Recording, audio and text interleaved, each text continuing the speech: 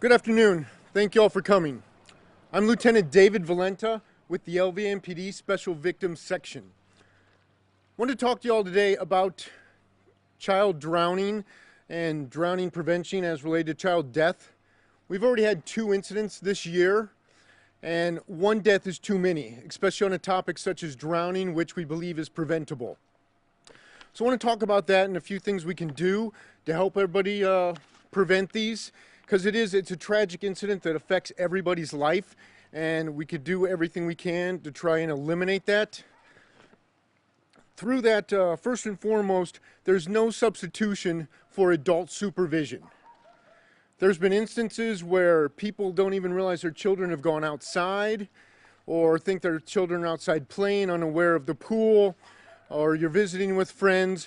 That adult supervision is the most paramount, because these are tragic, scarring events. When there's a child death, we also have instances where children suffer life-altering injuries from near drowning incidents. So it's things to remember, because it can take just mere moments. It could be that moment where you go to get a snack out of the fridge, use the restroom, check your phone, text messages, emails. That moment, 15 seconds, becomes 2 minutes. That is an eternity to a kid that has fallen into a pool. And it's more than just pools. These are bathtubs, jacuzzis, swimming pools. And this isn't just about the warm, hot season, the swimming pool season. As stated, we've already had 2 instances this year that had nothing to do with kids actually out swimming, yet they fell into swimming pools. So just want to make sure everybody's always aware, always alert. It could be any body of water, as stated, inside bathtubs, outside the pools. It doesn't have to be hot outside. I can tell you from experience, children, when they're out playing with toys, they drop a toy, they're going to go after it. Unfortunately, they're going to go into that water for that toy, and if there's not that immediate supervision, we unfortunately often have tragic circumstances. So with that, I'd like to remind everybody of a few things you can do for prevention, the A, B, C's, and D's of pool safety and drowning prevention. The golden rule being the A, the adult supervision. That is at the forefront, because nothing else can substitute that, the actual eyes on, being aware, where are your children, putting eyes on them when they're swimming, when they're bathing. Always be checking, make sure you're not being distracted.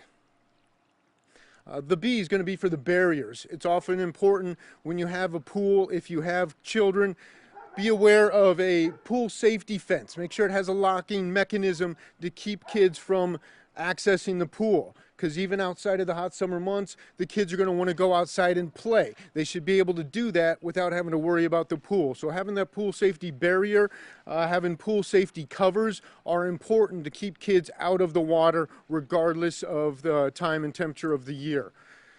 The C is going to be for classes. It's important to teach your kids how to swim.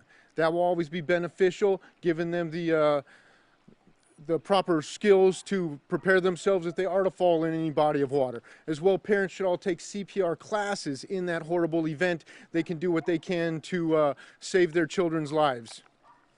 And then finally, the D is going to be your devices.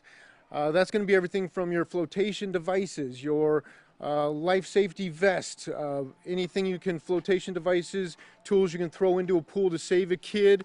There's also devices such as alarming your doors. As stated, we've had instances where people did not even know their children are outside by the pool.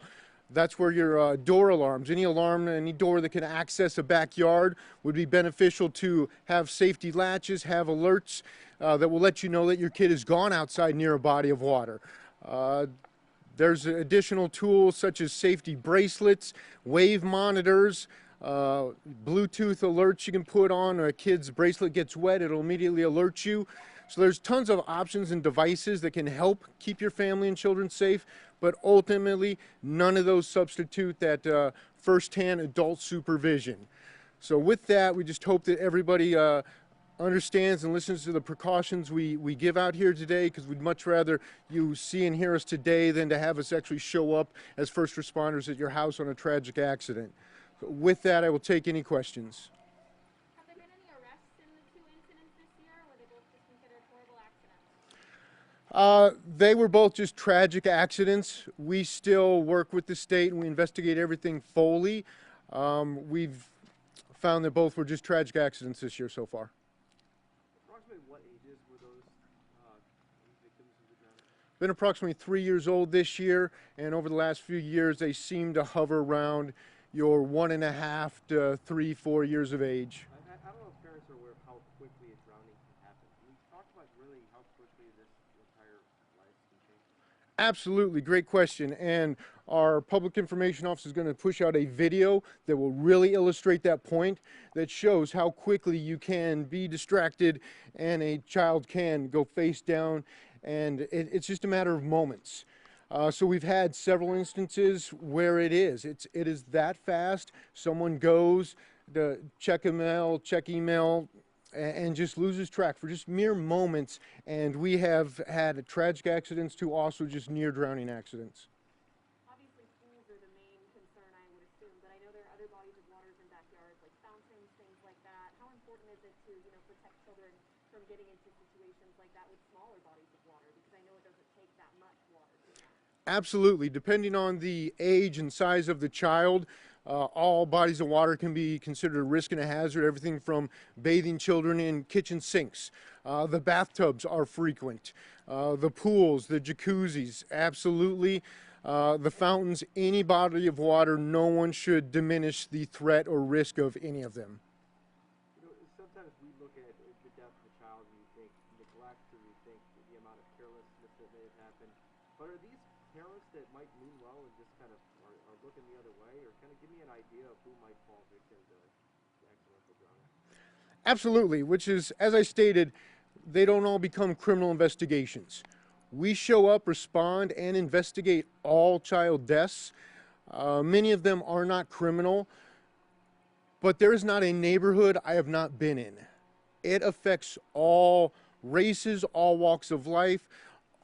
It doesn't matter. I have been in every neighborhood throughout this valley on unfortunate tragedies relating to child death, specifically drowning. And just speak to that consequence for in case it does have to go criminal, parents need to be really aware of that, especially if they have other children that could be affected not having a parent. No, absolutely. There's beyond even just the criminal aspect of anything, and it's got to be pretty egregious to rise to a criminal level.